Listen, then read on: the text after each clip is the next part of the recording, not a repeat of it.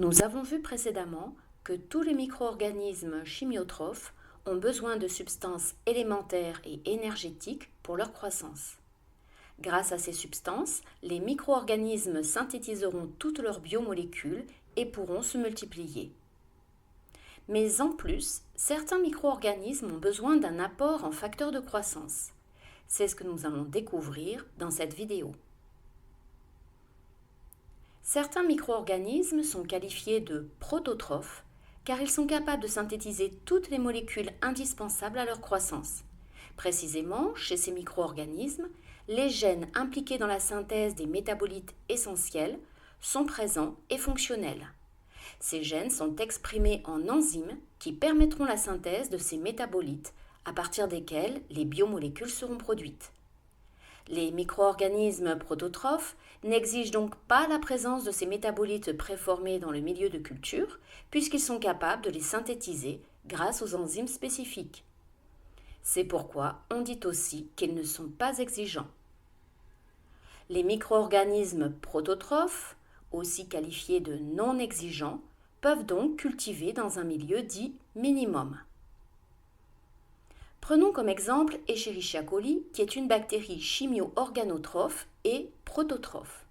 Elle peut cultiver dans un milieu minimum contenant du glucose, qui est la source de carbone et d'énergie, ainsi que des substances minérales élémentaires telles que le dihydrogénophosphate de potassium, le sulfate d'ammonium, le sulfate de magnésium, le chlorure de calcium, le sulfate de fer.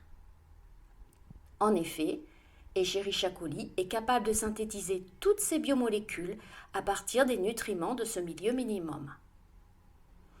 En résumé, un micro-organisme prototrophe, c'est-à-dire non exigeant, n'exige pas la présence de facteurs de croissance dans son milieu de culture. Il peut donc cultiver dans un milieu minimum et donc a fortiori dans un milieu ordinaire. Un milieu minimum est un milieu synthétique permettant au micro-organisme de synthétiser son ATP et renfermant les substances élémentaires minérales apportant tous les éléments chimiques nécessaires à la synthèse de ces biomolécules.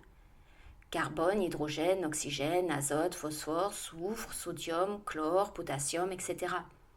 Bien entendu, les facteurs physico-chimiques tels que le pH, la température, la pression osmotique ainsi que la teneur en dioxygène doivent être adaptés à la croissance du micro-organisme. D'autres micro-organismes sont qualifiés d'auxotrophes car ils sont incapables de synthétiser au moins une molécule indispensable à la croissance. Précisément, chez ces micro-organismes, au moins un gène impliqué dans la synthèse d'un métabolite essentiel a été muté. Par conséquent, ce gène sera exprimé en une enzyme non fonctionnelle et le métabolite essentiel ne pourra pas être synthétisé. Par suite, certaines biomolécules ne pourront pas être synthétisées. Les micro-organismes auxotrophes exigent donc la présence de ce métabolite préformé dans le milieu de culture puisqu'ils sont incapables de le synthétiser. C'est pourquoi on dit qu'ils sont exigeants en ce métabolite que l'on qualifie de facteur de croissance. Les micro-organismes auxotrophes ou exigeants ne peuvent donc pas cultiver dans un milieu dit minimum, mais dans un milieu minimum additionné du facteur de croissance en question. Illustrons cette notion de facteur de croissance par l'exemple de Proteus vulgaris, qui est incapable de synthétiser la vitamine nicotinamide. Cette espèce bactérienne est donc auxotrophe vis-à-vis du nicotinamide et ne cultive donc pas dans un milieu minimum. En revanche, elle cultivera dans un milieu minimum complémenté en nicotinamide comme le suivant.